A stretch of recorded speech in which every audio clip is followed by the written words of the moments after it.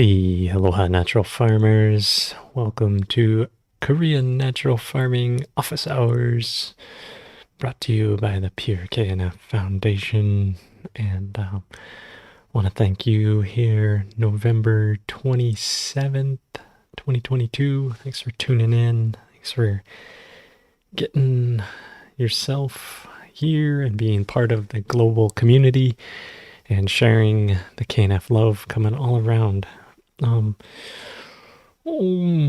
to start off today, like I usually start off every office hour, with a little bit of higher inspiration. And today is the creative. So if you are alert to the creative, you will meet with good fortune now. This hexagram signals a time when the fundamental creative power of the universe is available to you. An unrestricted outpouring of benevolent energy from the heavens makes possible profound progress for those who are conscientiously following proper principles. Frantic activity is not in order. Your responsibility instead is to be open and receptive to the higher power, allowing it to guide your actions. By allowing inferior thoughts and habits to pass away, you make room for the expansion of your superior qualities, which leads inevitably to good fortune. In your conduct with others, embody tolerance, reticence, and gentleness. Strive to meet others halfway in every situation. To overextend yourself or require that of another is to create an undesirable imbalance. Your attitude towards the sage is the most important. Alertness and receptiveness are paramount. To receive the powerful assistance of the creative, remain humble, patient, and accepting, and responsive. Careful attention to truth brings vast rewards at this time. So again, that's one of the most fundamental hexagrams there of heaven over heaven, or yang over yang, I guess, is a way of saying it. And I also heard it before said as like sun over sun. There's the sun versus the moon, and interesting, different translations of what these things mean, but it's the fundamental like power. That's why if there's double the power, it's like right now is a really good time for a lot of things. So hope you guys had a great Thanksgiving if you're an American, and or just around the world. Really a time as we head into fall, winter's coming on. I know it's already been snowing in places, that you're really able to give thanks and, just appreciate the seasons, everything rolling through. Here in Hawaii, we don't quite get the seasons the same way, but already had our first winter swell. Had about 30-foot waves rolling in down Bayfront, and just huge waves breaking over the breakwater, and just amazing. So winter's officially here. Makahiki, it's wet, it's raining. I watched Julia's video the other day.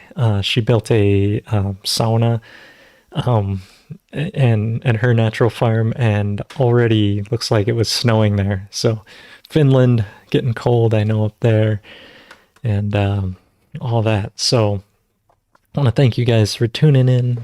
Hope you enjoyed, Black Friday, and I bought a bunch of stuff, but not on purpose. I had to buy it anyway. About to install a hydroelectric system down in our river, so I had to buy like a rotary hammer and all kinds of stuff, and it was the craziest day I've ever seen at Home Depot in my life. I usually don't go out on Black Friday, but and Cyber Monday coming up. Who knows what's happening? Get those deals or whatever, right? No. You know what? The microbes are free. They're always on sale.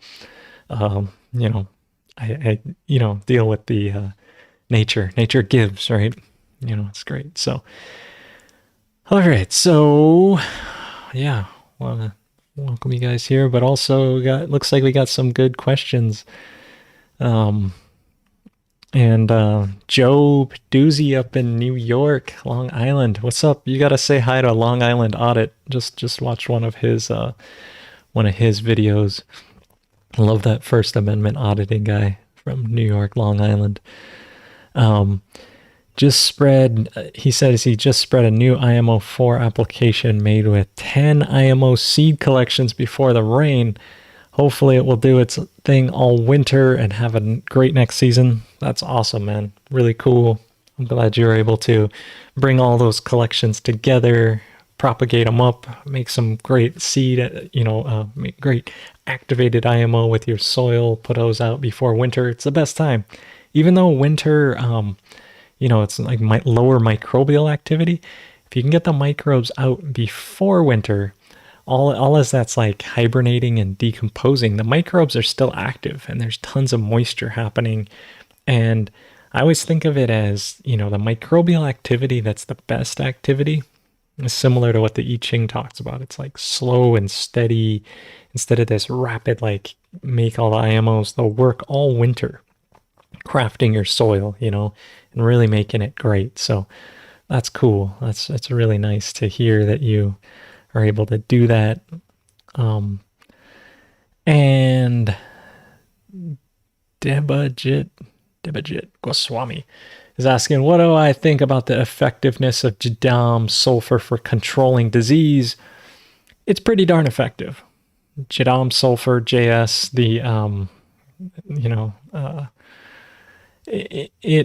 sulfur, just so you know, sulfur is like one of the longest lived pesticide disease controlling, like anti fungal, and it really eats away the bad fungal. But here I'm just gonna pull up here, share this with you, and this is, the JADAM sulfur is nothing special other than you can make it water soluble, or is it water soluble? I don't know. You can make it liquid and easy to apply using Young Song Cho's recipe. He's a chemist by trade, and so one thing he's really good at is chemistry, and he figured out how to make this, liquid at a lower temperature. So he, as a chemist, he tells the story of how he got super blitz drunk on vodka, and then he had this idea of, wow, why not use potassium hydroxide, I think it's sodium hydroxide. Use sodium hydroxide, which heats up to this hot temperature and makes sulfur. So here's sulfur. It's really good. And it occurs. It just comes out of the ground. Here on the Big Island, we have a natural lava vent that's constantly putting out sulfur all the time. So I could go grab some from the national park if it was allowed. And it says right here, sulfur is used in matches, insecticides, and fungicides. So right there, that's right on the Wikipedia page, which I'm not saying Wikipedia is a good source, but it's saying right there, insecticides and fungicides. So, and then if we do scroll down here a little bit, I'm just going to skip down and go into application here and go to a fertilizer. So it itself, sulfur, is not only that, it's an essential element for life. So sulfur is necessary in there. You can read all about it. It's an antioxidant, glutamine. It helps protect against free radicals, oxidization, stress, all these things that you need. And hang on one sec, I'll make this thing bigger. And so it helps, all these things. It's already in onions and garlic, which is why, garlic's used in KNF Medicine. It's one of the things of it. And,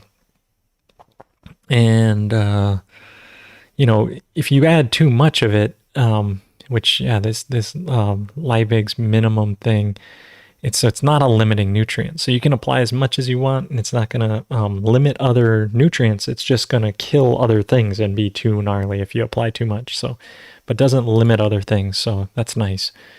And it's in gypsum. It's all in these things of where you find it. And then here's an interesting paragraph for us. Over time, oxidization abiotic processes with atmospheric oxygen and soil bacteria can oxidize and convert elemental sulfur to soluble derivatives, which then can be used by microorganisms and plants. So the microbes themselves will oxidize the sulfur out over time and actually create sulfur in just from breaking down other compounds in your soil. So there you go. That's like, so if you just, instead of applying the sulfur, you just increase your soil bacteria, more sulfur will be available and you'll get this natural system happening. So that's one way to think of it. And it says sulfur improves the efficiency of other essential plant nutrients, particularly nitrogen and phosphorus. So, it can help improve your uptake of nitrogen and phosphorus, which is, so it's essential, but you don't want to apply too much. Like the JADAM sulfur is like straight up like a way too heavy of a dose that what you would get naturally. And biologically produced sulfur particles are hydrophilic due to their biopolymer coating, which are easy to disperse over the land and spray in a diluted slurry, resulting in faster uptake by plants. And then plant requirements for sulfur equals or exceeds the requirements for phosphorus, an essential nutrient for growing plant growth. And it also helps make root node formations in legumes to bring in more nitrogen and immunity and defense systems. And it says sulfur deficiency has become widespread in many countries in Europe. Interesting. So maybe you guys do need to amend it. I don't know why, but yeah. Okay. So, and then here as a pesticide, this is what you're kind of asking about. Can it control disease? So dusting sulfur, but dusting it is not as good.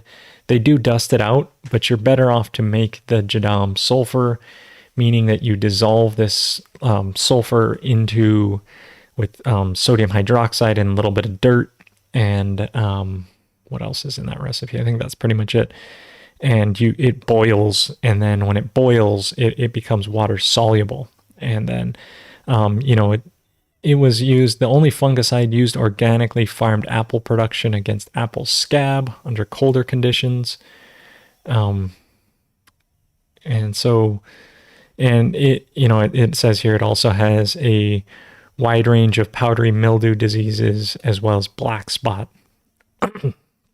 And in organic production, sulfur is the most important fungicide. However, I always recommend, lactobacillus, the KNF protectors, putting those out, putting good IMO. If you're using sulfur, it means that you probably are lacking the good biology. Because otherwise there would be natural sulfur uptake, unless maybe you're in Europe where it said you guys have deficiencies, in which case, go head over to Iceland and just borrow some sulfur from them, or wherever they're doing, petroleum refinement. You'll find a bunch of sulfur as a byproduct.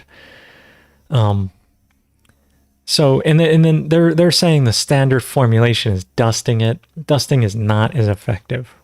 Wettable sulfur, but even better is the way that Youngsong's making it. It's better than wettable sulfur.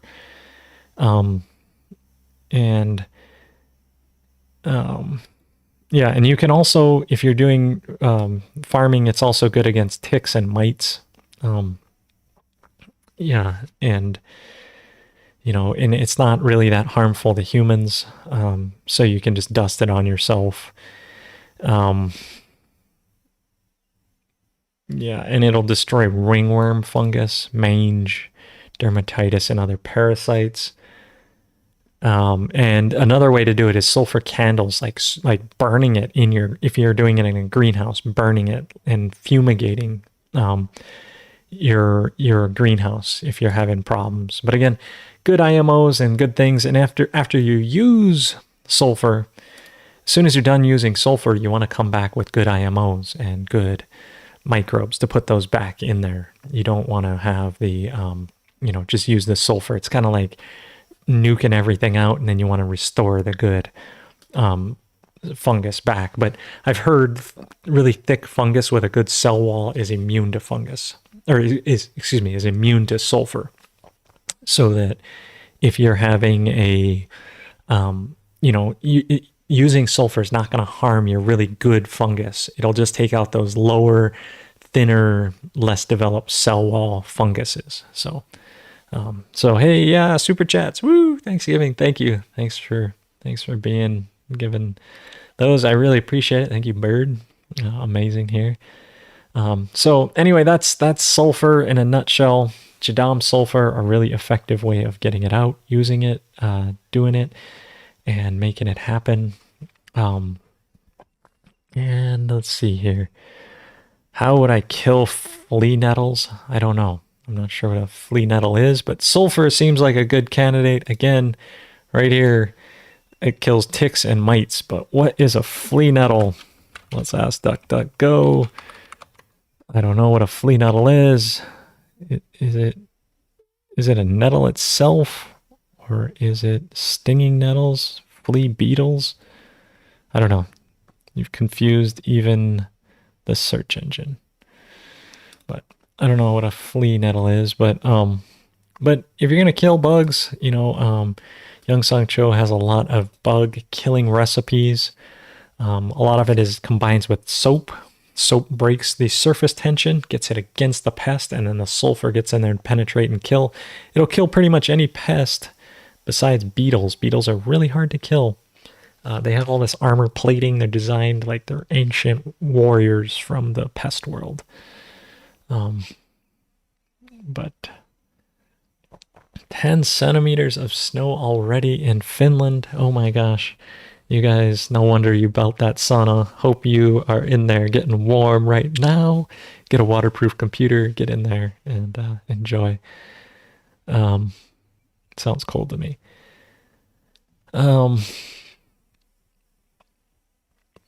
Yeah, and Printer Bear is talking to Joe here about being in Connecticut and wasn't sure if it made sense to apply IMO in fall.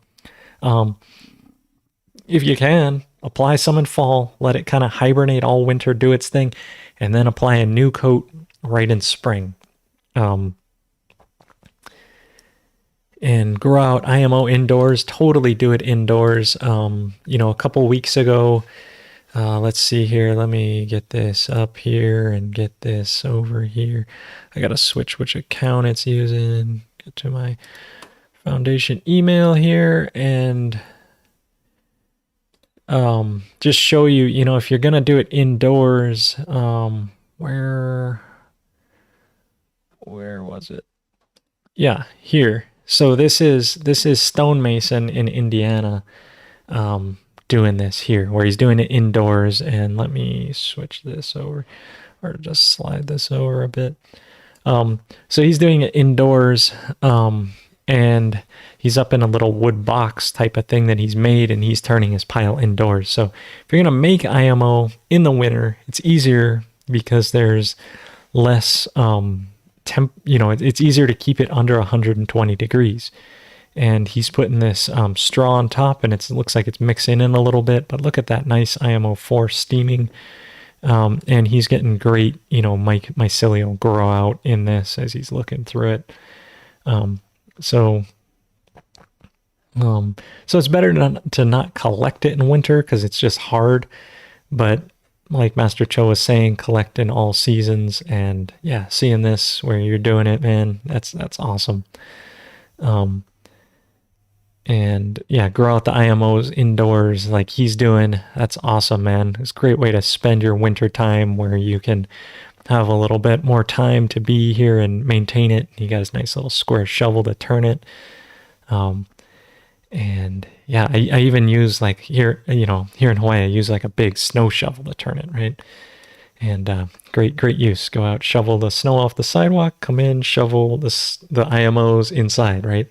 Freeze your butt off outside and then come in and jump into your IMO pile, get a warm sauna, and enjoy that.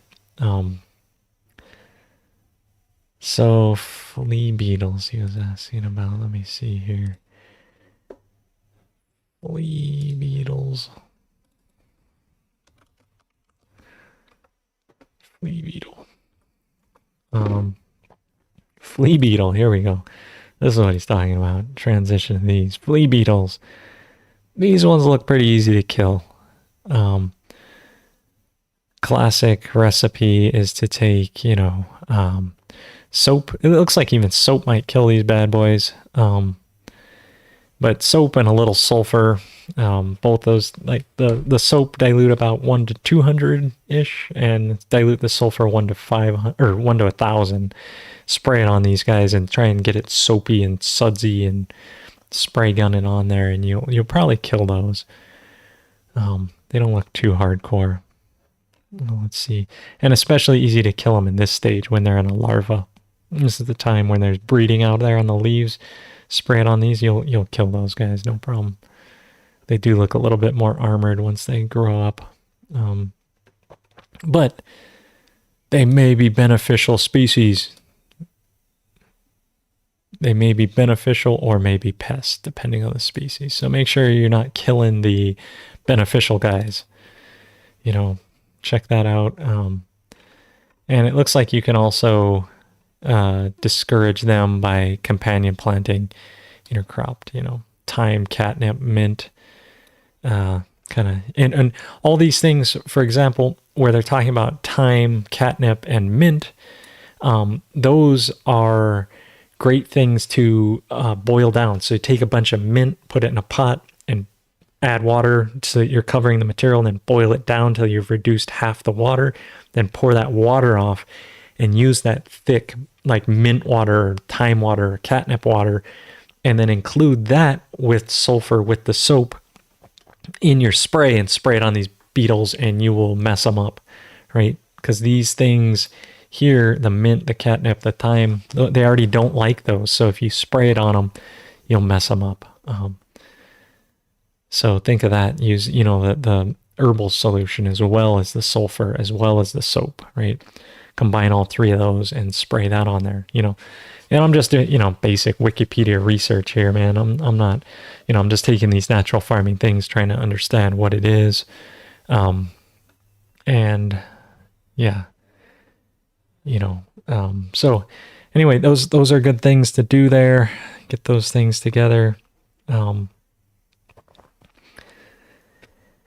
Yeah, so flea beetles.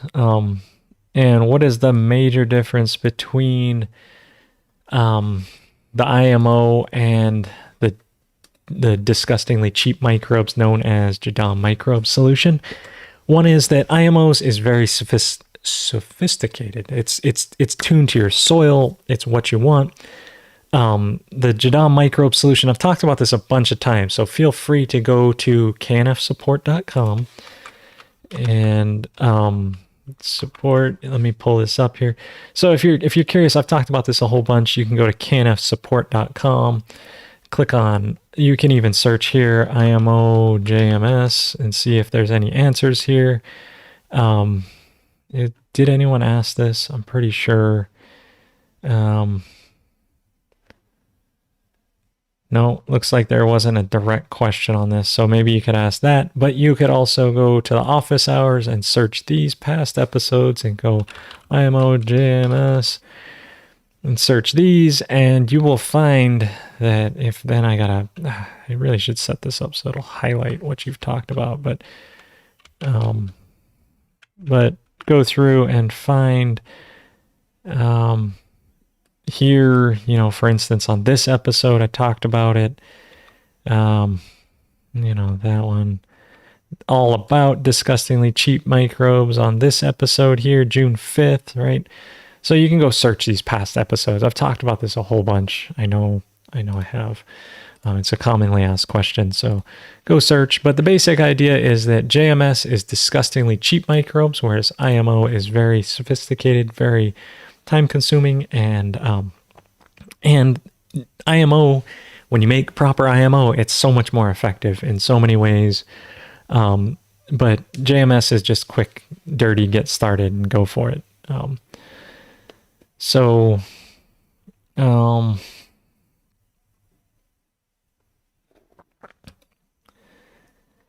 And if you're asking about how to collect indoors, again, this is like a common thing here. But if you go to my channel, you click down below, right? And you go to my channel, you'll come to this page similar to this here.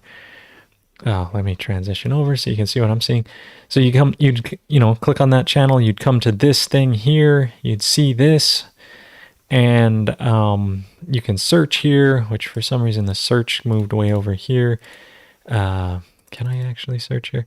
Search, and I'd look for IMO indoor, and here's how to collect IMOs indoors. And so watch this video here, but basically what you'll find is it's not just a handful of leaf litter.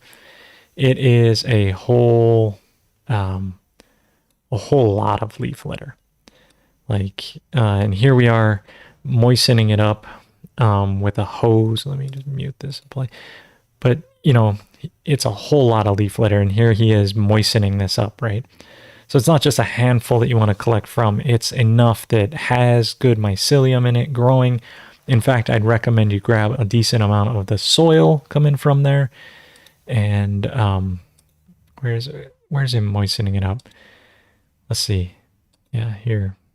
Spraying it with water. Is he going to spray it with water? We can actually see him spraying it with water, but he's moistening it up to get it moist.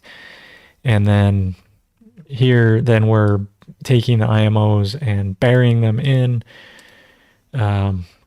making sure the rice is all good and everything. Really making sure that rice is good. Then actually burying them into this pile and doing it indoors. So if you're going to do it indoors, you can do it like this, but it's not just a handful of leaf litter. It's a lot, right?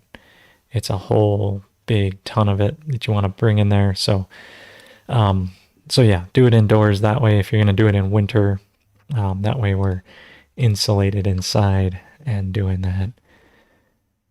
And don't mix the leaf mold into your rice. Well, that's not how you want to do it. You want to actually bury it into this leaf mold. And Rainbow Possum Farm is adding a good comment here that killing too much of the pest population can cause the species that would normally eat them to leave the area too. Absolutely true. That's why the sulfur is really a gnarly thing to use, because it doesn't just kill your target species, it kills all your species around there.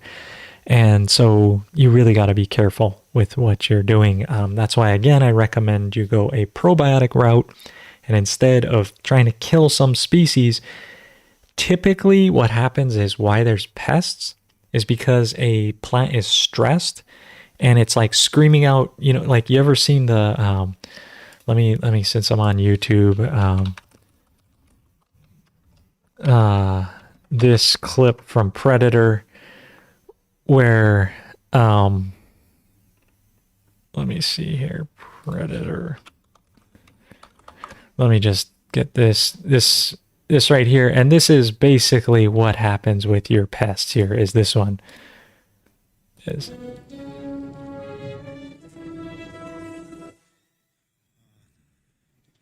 Come on. Do it. Do it. Come on. Come on. Kill me. I'm here. Kill me. I'm here. Kill me. Come on, kill me, I'm here! Come on, do it now! Kill me!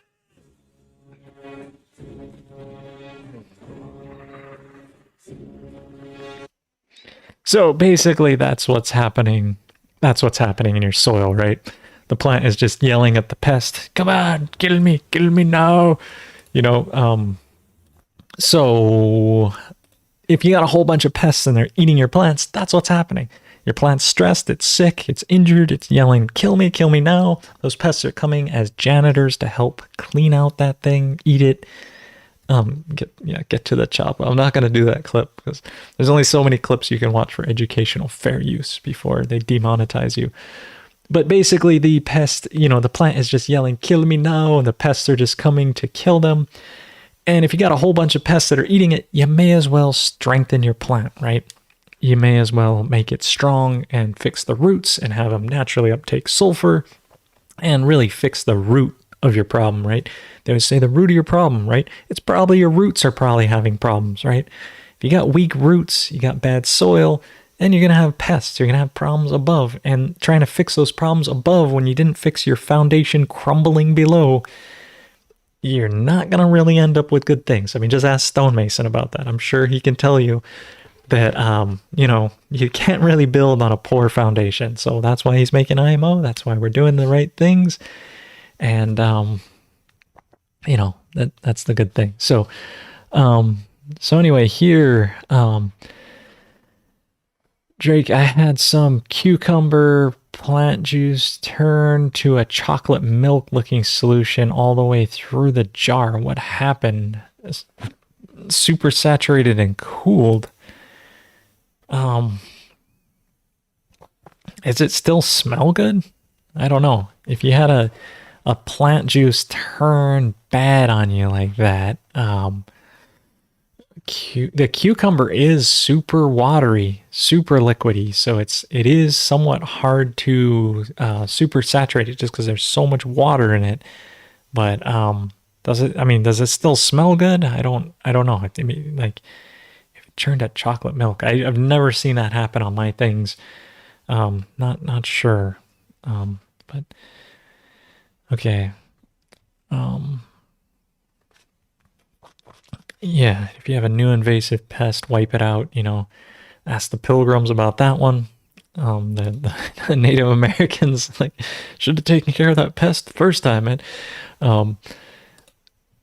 Yeah, it all works out. Okay, cool. And you guys talking about that stuff. Yeah, and store it. Yeah, okay. So, um,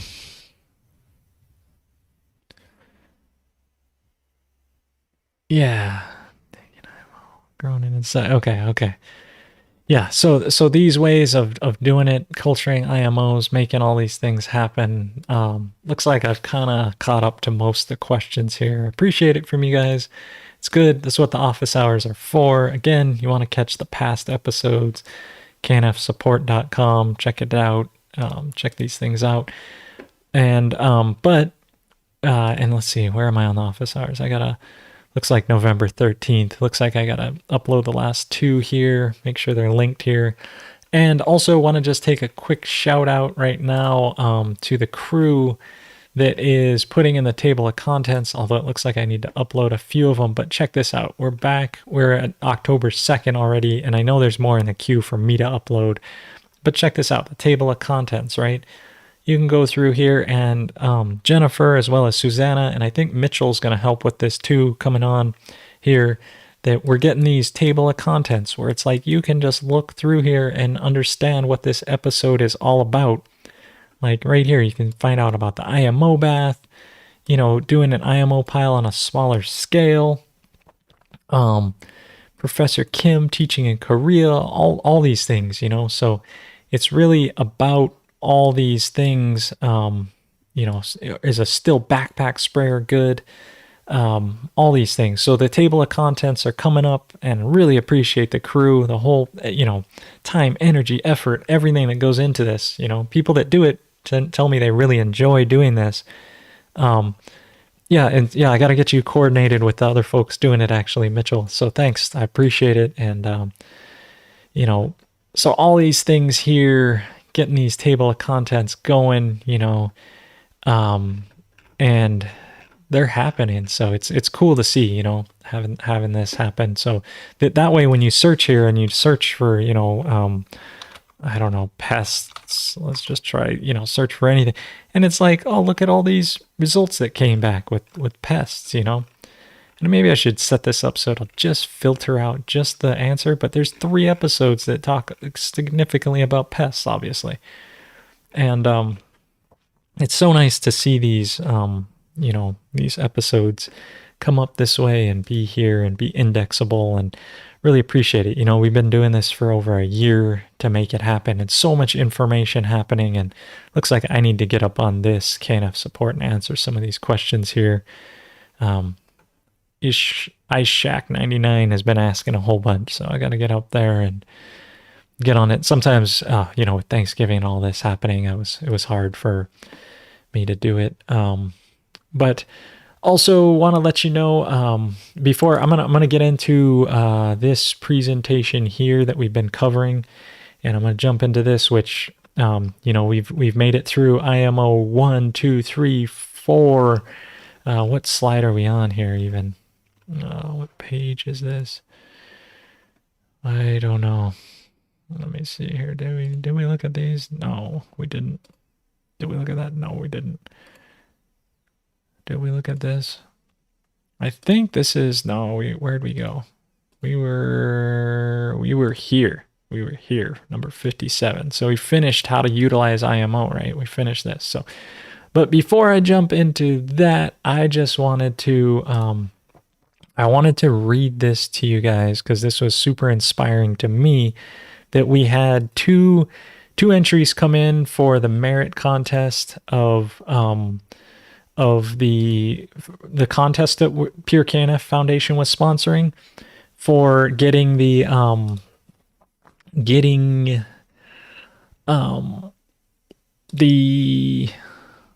all access pass to the HFUU convention, happening December 1st through the 4th, I reckon.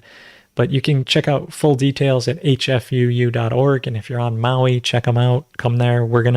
Pure KNF Foundation will be there with an IMO pile and all kinds of solutions going off. And it's a couple days away. It's like, oh man, I got to get ready. My wife just came back yesterday, and now we got to get ready to travel again. So getting the farm all secured for that. But I want to just read these to you. And this one was our number 1 entry, but unfortunately this person could not attend the conference or the convention, but I want to just read it to you. So the question was, how has Korean natural farming influenced your approach to regenerative agriculture? So her answer is, KNF has danced around the peripheral edges of my knowing and understanding until the time was right. Now, I see it as a key to wholeness and healing, beginning with self and expanding outward. It goes deeper and higher, and in this knowing, we now envision native restoration on the land we steward. KNF has influenced our why, our how, and our when. It has also helped us understand who we are. In this quantum world of possibilities, we have a true modality of modern, yet ancient origin to heal our world. There is time, and IMO's exponential rate of healing and growth and expansion are our healing co-conspirators. So that's pretty cool. And then our number 1 that ended up winning is Sherry here. And Sherry goes by the alias. Let me see here. Is it? Okay. Anyway, her winning entry was this one. It was, before I knew about KNF, farming was a science project devoid of living microorganisms that gives our soil the essence of life. I learned how to work with the land, feeding it effective and indigenous microorganisms to heal the microbiome of the land and use the same microorganisms to eat up the stinkiness in my chicken coop with the help of wood chips, which I all learned from Korean natural farming. So that's our winning entry, and really, an approach to changing the approach to regenerative agriculture, right? And influencing that and bringing just this hope, this sense of like, if you think about it and it's kind of like regenerative agriculture, what are you doing? It may be devoid of this life, but once you understand these microbes and you understand this depth, it's like, dang, I'm tending little guys that are helping me build a better soil, everything. So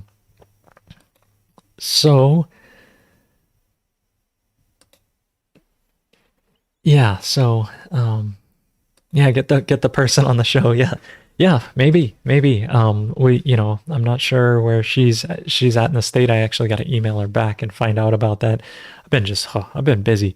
Been building the shed. I'm actually plumbing it out right now, getting it so that I have two big sinks to wash produce and clean things and keep it all nice and all like that. So without further ado, let me get back to this presentation. So dropping this presentation from Master Cho here, trying to translate it into the English that I can and give you this presentation. Been covering this over the past, 4 or 5 weeks.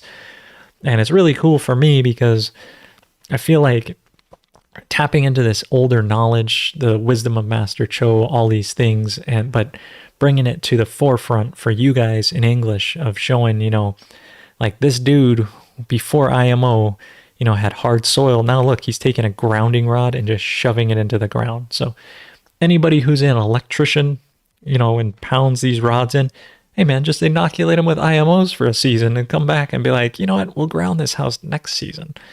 And then just drive it in with hand and be like, watch this. And just sink that rod in, right? Wow. How would that be? I don't think that'll be safe or decode, but hey, you could do it. So this was ending up last week, basically talking about how to apply the IMO. If you have,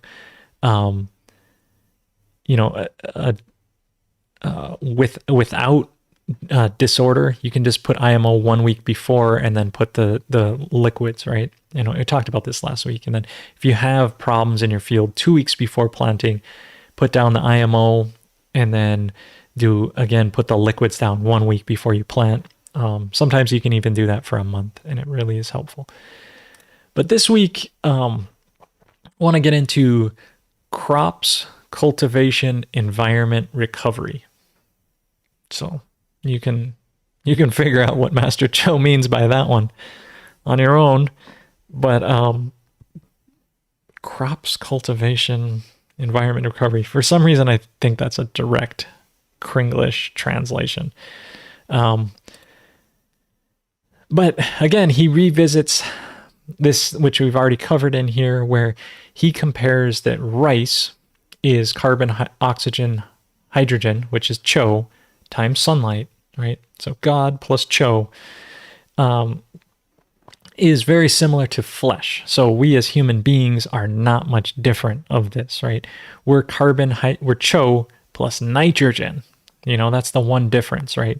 We have nitrogen, and that's what makes amino acids and is the basis of all those, which makes RNA, which makes, widgets, which builds our structure, right?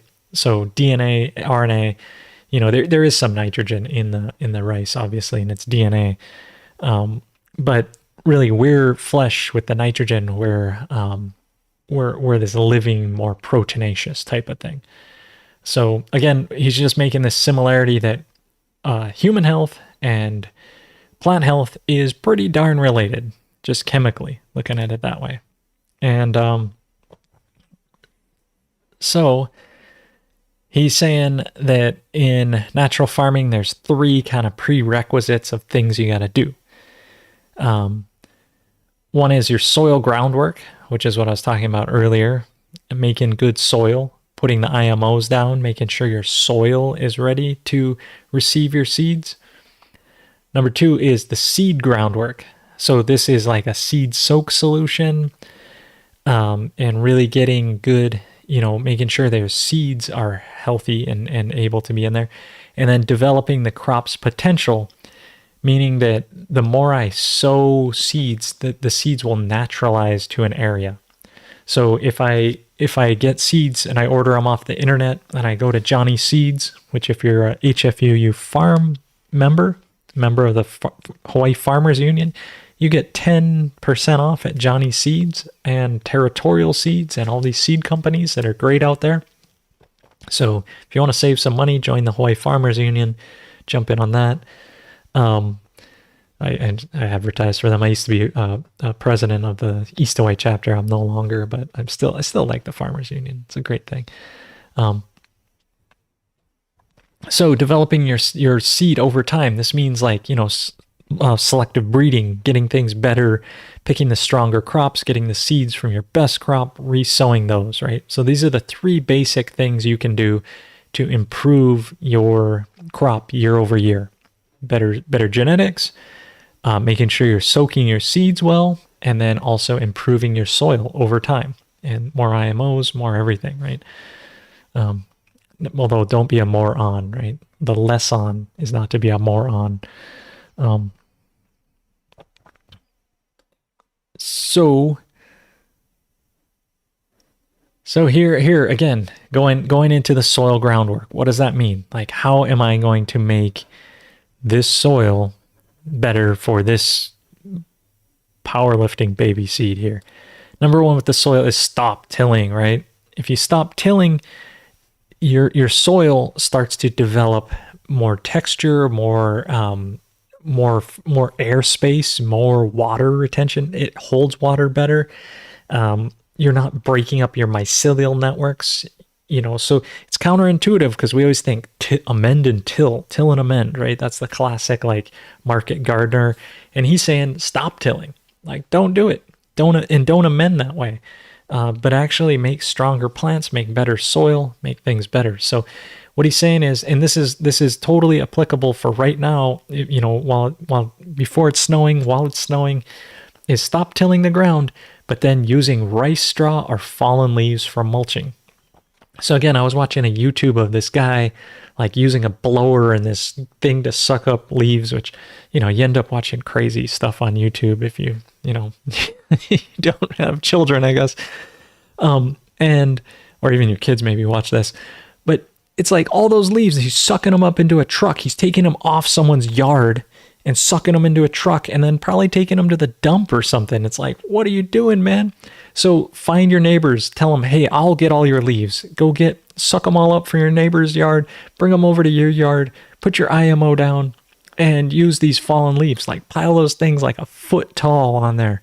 And over winter, they'll all break down and you'll have the richest soil, right? And you're building up, you're building soil work. So, in my case here, what's really effective for me is to drop piles of wood chips. I drop down some fish first, and then I drop some wood chips on top of that. And man, is that effective. It's just like, because in the tropics, leaves break down so fast, right? So I got to actually go to wood chips where I get the more higher lignin type of content. Otherwise, the leaves they're gone so fast. The grass, it's gone. So it depends on what I'm growing, but building soil by putting down mulch, right? And building up. Don't incorporate this into the soil, build up. And then using IMO for rebuilding the microorganism balance in the soil, right?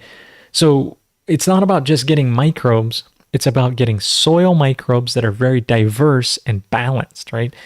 As you add in all these different microbes that you took from your area, you culture them through the IMO 1 through 4 process of like bulking them up, taking those guys, training them. It's like sending them to school, and you bring them back to your land. You put them down, they will balance and rebuild with what you have there.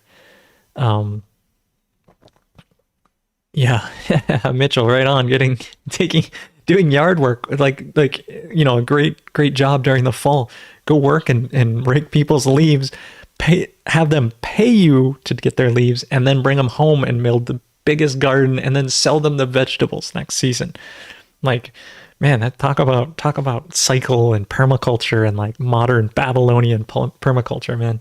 Get paid to pick up their leaves. Like, yes. Like instead of paying to buy mulch, get paid to actually get the mulch, right? That's putting your thinking cap on, But yeah, putting the IMO 4 down. So all these, stop tilling, put the microbes, put the mulch. This is really, that's your main thing to build soil, right? So we can look at this here. Here's a little picture that thanks to the Japanese folks that drew these nice little pictures here. Look at that nice apple tree. And most people think that there's not supposed to be grass in the orchard. That's what this guy is saying. Like there's not supposed to be tall grass, right? You're supposed to keep it all bare.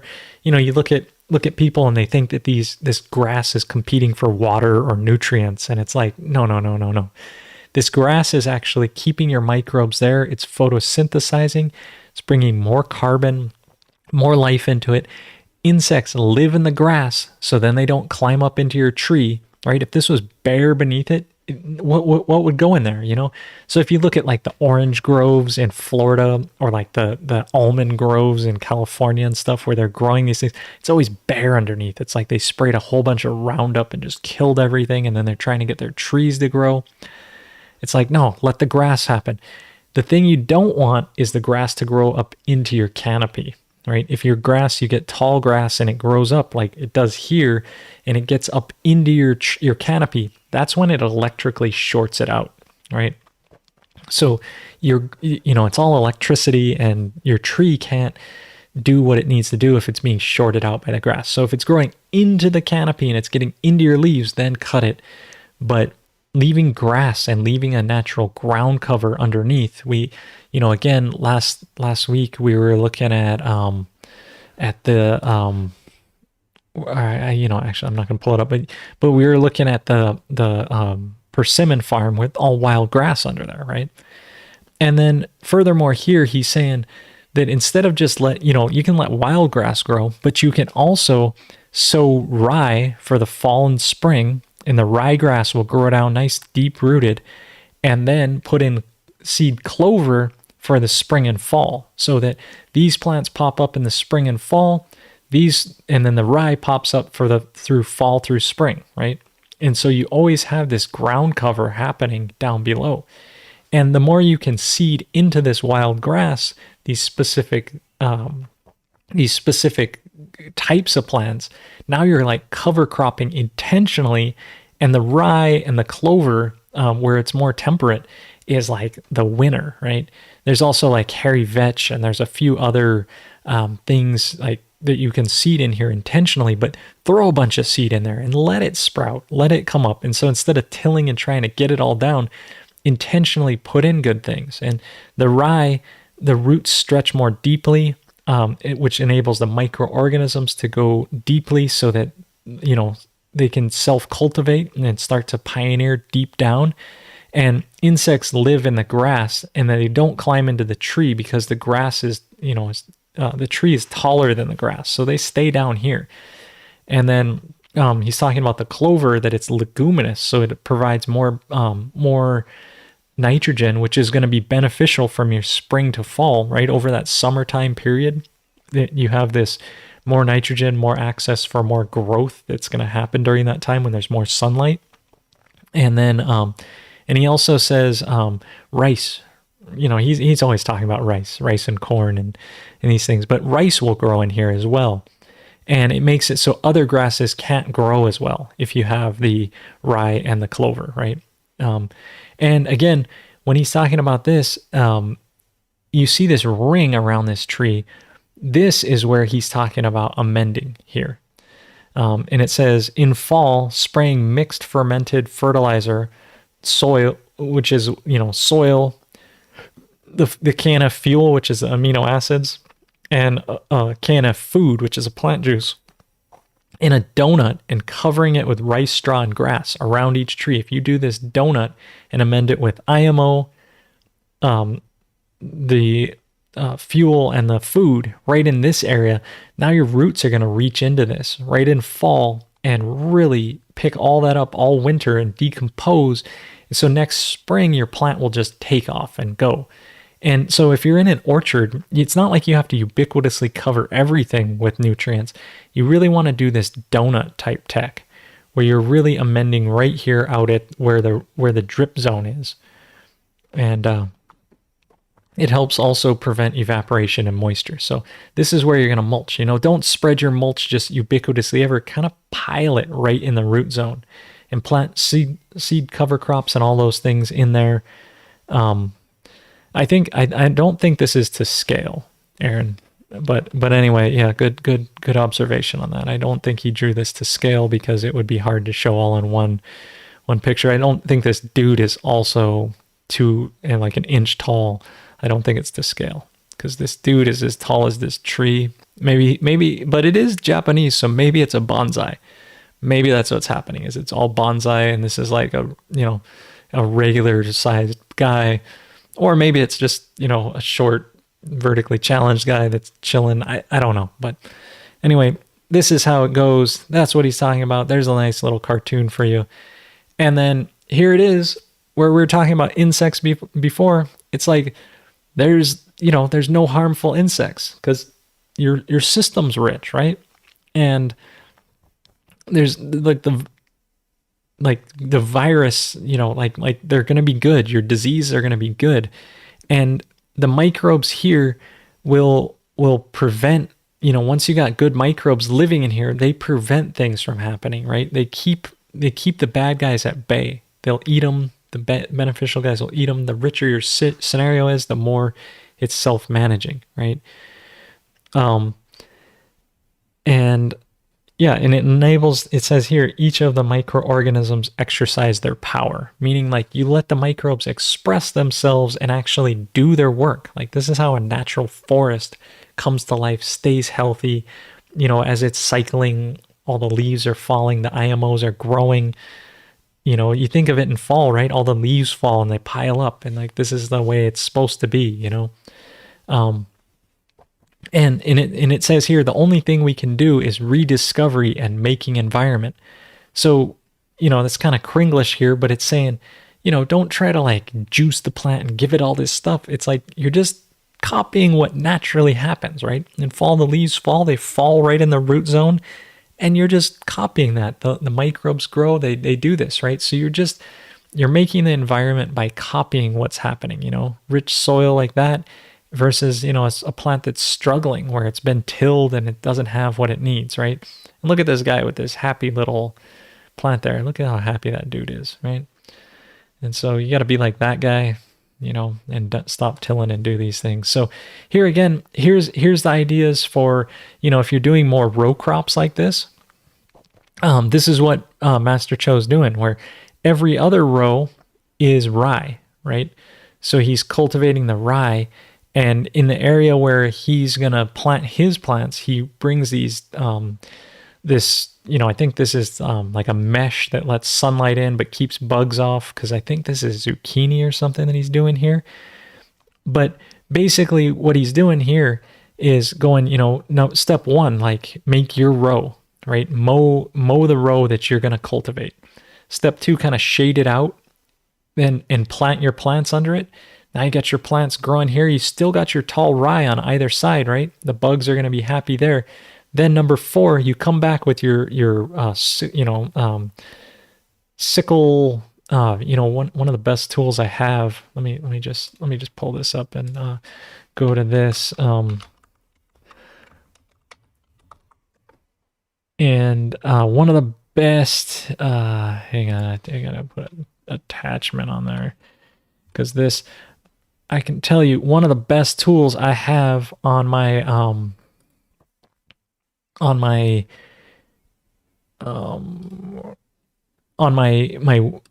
whacker is, instead of using line trimmer, I use this thing here. Man, this thing where this one isn't articulating. This is the straight hedger, but man, the articulating one, this one right here, this one looks like it's Ryobi. I use a still, but this thing here. This is still the straight one. Let me see. This other one, the Ryobi one that I had, right? This one is articulating. But this here, man, this little attachment where you have this thing articulated out and you get right down, and instead of, whipping all the grass. You just cut it, and it's like a power scythe to go right through. This was one of the best tools I've ever had here. But bring that tool and just cut through all this grass, right? So he's just dropping all of this right next to his plant. So he's keeping this row back, and then you can take this and mulch into here, and or just chop and drop it right here. So you're bringing all this soil. So, and then here again, this is just, he takes this cover off. The plants are big enough to grow out at this point, and then they grow into this hedge place. So maybe this is watermelons. Looks like a watermelon, maybe it wasn't zucchini. I'm not sure exactly what he's growing, but this type of system where you can grow and you grow your cover crop next to it and you cut it down, this is like in situ doing this. So, yeah. And then, leaf mold like this again, mulching in between with all this. And then here again, the rice straw with his irrigation lines. Looks like that's lettuce or some leafy green that he's growing. But putting the rice straw down, or wild grass straw, or something that's not gonna cause too many problems. But this type of stuff, man, this is how to really, really grow and get it great for you. And then as you start to do this, look into the soil. You'll see it's aggregating. You'll see it's like you pull out the roots and they're covered in mycelial connections. Look at those nice worms. This soil looks so rich.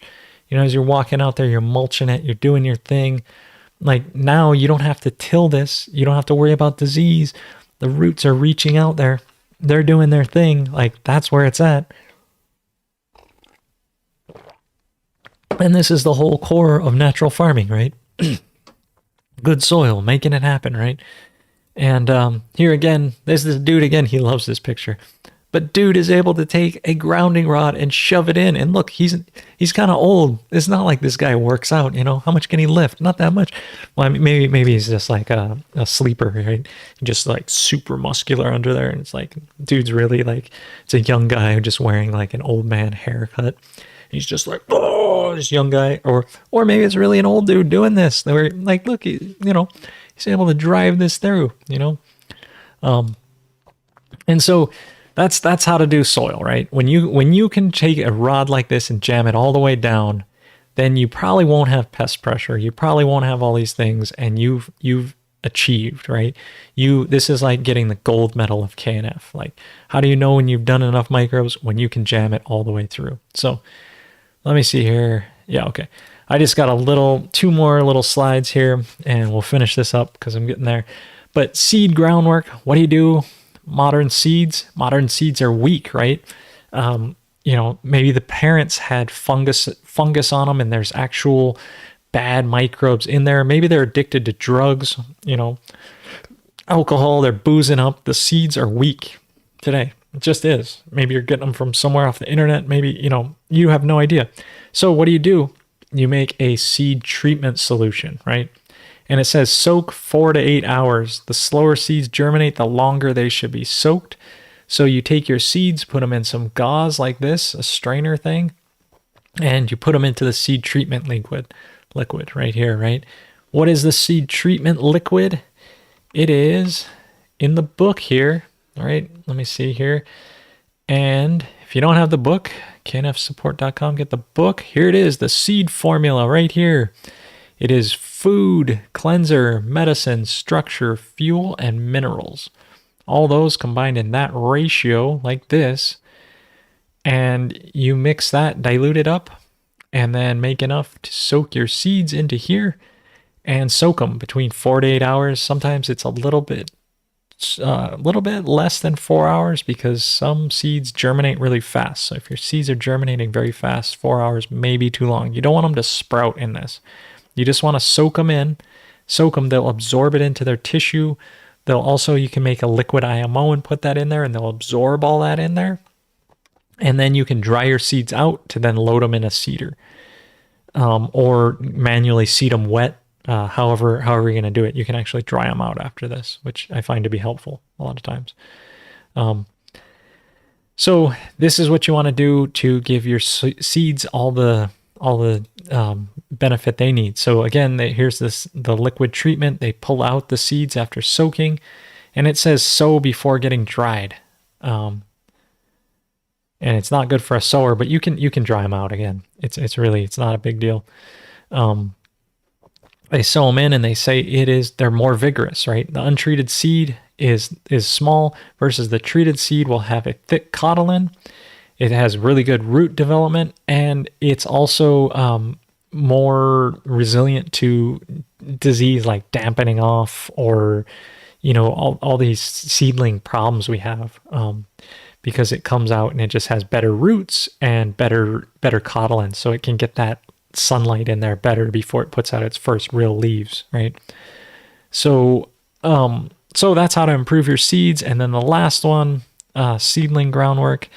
Same thing. You can take your like, say I'm going to transplant this. I take the transplants, I soak them in this same seedling treatment solution for 15 seconds, it says. I usually do it about a couple minutes because I put the whole tray in, and then by the time I'm planting out, I'm not that fast at it. So I just soak them as long as I'm soaking them, and they'll absorb all this liquid and then transplant them. And then again, it says apply the liquid, this treatment liquid, whatever's left over, on there after transplanting them. Right? You don't want to water them a whole bunch with a whole bunch of water. Instead, you want to put on the transplant solution. So that's basically, in a nutshell, how to summarize this again, of going where, we're doing the three things of, where is it? We're developing crops potential, that's on you, but the seed groundwork and the soil groundwork here to do basically what he's saying, crops, cultivation, environment, recovery. So that was today's bit. It looks like next week, the next slide after this one, we are getting into what Master Cho calls Oriental Herbal Nutrient, which we call KNF Medicine. So want to thank you guys for tuning in. Hopefully you're out there teaching people, doing natural farming. Really want to shout out Master Cho. All his work, I wouldn't be here doing this today if it weren't for him.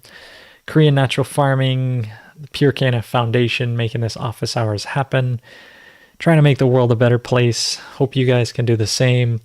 I will not be here next week. Next week is the HFUU convention, and I will be on Maui doing the HFUU convention. So next week, you'll have to figure out, maybe go do KNF and get it together and be out there, because I won't be here next week. And then I will be here the following week, though. I will be here the 11th, and then I am taking the 18th off. I am going to a handgun course, and I'm getting a pistol. Keep pigs away and make sure that my natural farm stays natural. So I won't be here. So December is going to be kind of spotty. I'll be here the 11th, and then the 18th I won't be here, and the 25th I won't be here either because it's Christmas.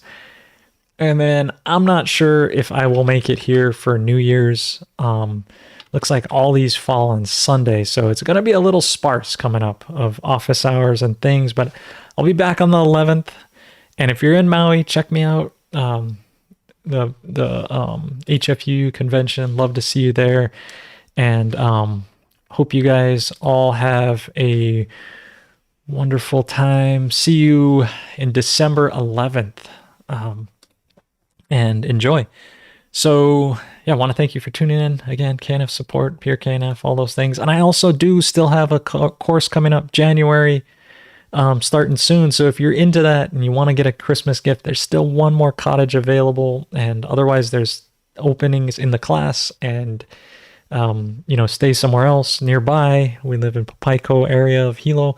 And come through. So I have all those things. I always forget to pitch my own things. It's like, I'm more interested in just you guys getting out there and learning and doing all this. So anyway, want to thank you for tuning in. Long live the natural farmer. Much love to you, your whole family, everybody involved.